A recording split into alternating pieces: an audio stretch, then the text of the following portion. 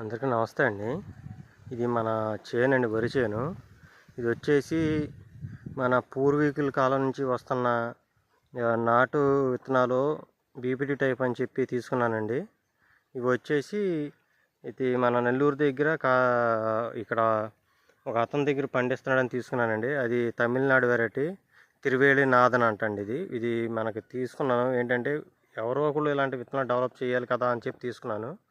అయితే ఇది నాటు వేసి ఖచ్చితంగా 40 రోజులండి. ఇది 43 రోజులు. 43 రోజులకి చేను ఈతకు వచ్చేసింది.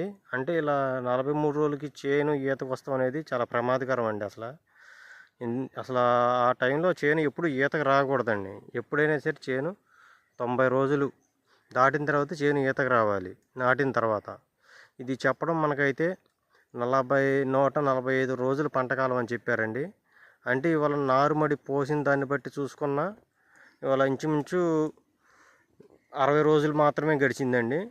ఈ 60 రోజులకి చేను ఈనేస్తుంది అంటే కంకి వచ్చేస్తుందంటే అసలు చేను రేపు ముందు అసలు ఎందుకన్నా పనికి వస్తుందా అనేది డౌట్ వస్తుందండి నాకు.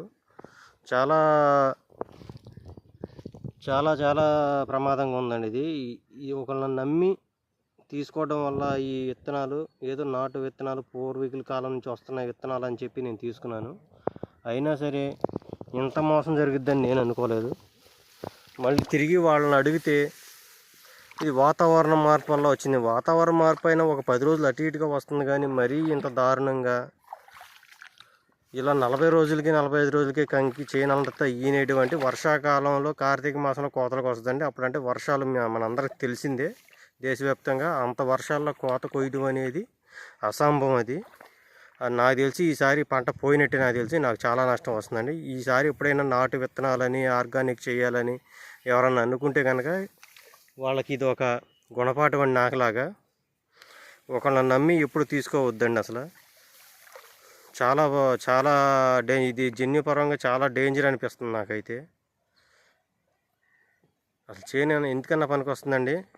వాళ్ళ తారీఖు వచ్చేసి 16/9/2025 అండి. అంటే చూడండి, ఆల్రెడీ నాటి కొంతమంది 30 రోజులు ఇంకా కలుపు తీస్తూనే ఉన్నామండి. చేలో కలుపు తీస్తున్న టైంలోనే చేను ఈతకు వచ్చేసిందంటే మళ్ళీ చేను చాలా ప్రమాదంగా ఉందండి. మరి ఇది నాకైతే నచ్చలేదు. దిగుబడి కూడా వస్తుందో లేదో డౌట్ ఎట్టా ఉంటే. ఇలా మీరు ఎప్పుడు ఇలాంటి తప్పులు అయితే చేయొద్దండి. Thank you friends. ఇలాంటి తప్పు మరి నేను చేసిన తప్పు అయితే నాటు విత్తనాలు ఇలా డెవలప్ చేసుకుందాం అనుకున్న నాలాంటి వాళ్ళకైతే ఇది గుణపాఠం అండి.